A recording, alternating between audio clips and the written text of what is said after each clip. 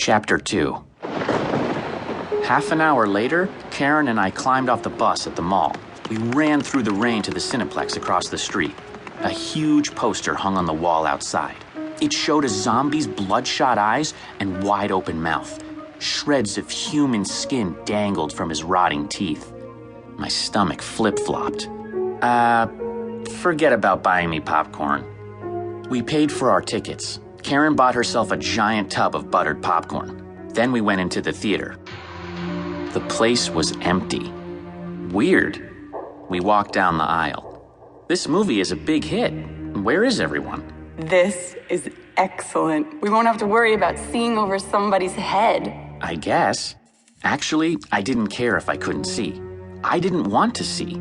Maybe a bunch of 7-foot-tall basketball players would come in and block our view. A couple of minutes went by. No one came and sat in front of us.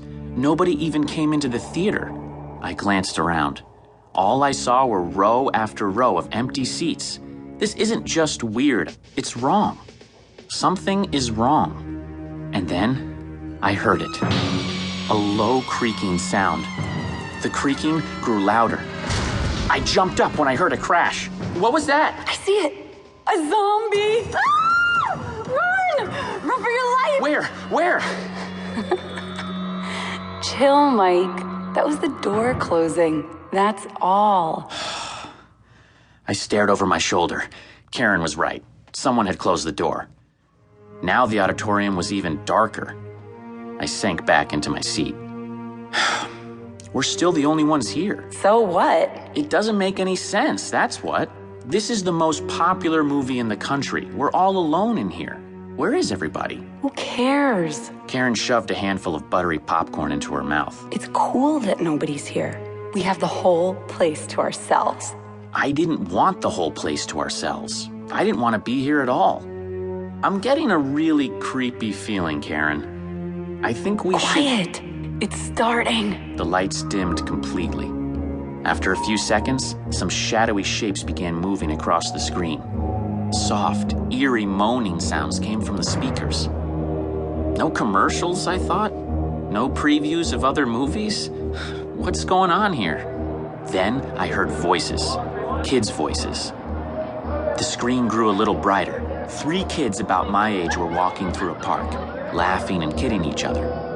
One of them dropped his backpack. Papers and notebooks spilled out. The kids stopped to pick them up. The moaning grew louder, but the kids didn't notice it. The camera shifted to a grove of bushes behind them. My heart began to pound. The bushes rustled. A hand pushed the branches aside. A human hand with black dirt under long, ragged fingernails. Black dirt from the grave. I cringed as an ugly face peered out from the bushes. Then another one, and another. The faces had green skin, and one of them had grime all over its nose. Then, as they gazed at the kids, I noticed something. The nose wasn't grimy. It was missing. The zombie had a gaping black hole in the middle of his face. Ugh, it's only makeup, I reminded myself. It's only a movie. The zombies began to make grunting noises. Hungry grunting noises. Karen poked me in the side. Get ready. They're about to eat their first victims. They have to keep eating people to stay alive. You know? Don't remind me. I clutched the arms of my seat. The zombies shoved the bushes aside and staggered into the open. The camera closed in on the noseless zombie's face. As he gazed hungrily at the kids, one of his eyeballs slid out of the socket. My stomach turned.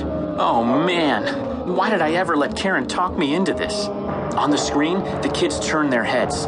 Their eyes grew wide with horror. The zombies loomed over them, moaning and smacking their rotted, swollen lips.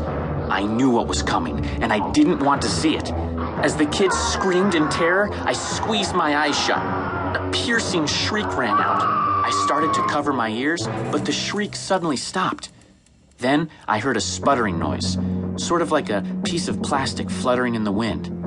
I opened my eyes just a slip. Huh? The screen had gone dark. I glanced around, except for the dim red glow of the exit.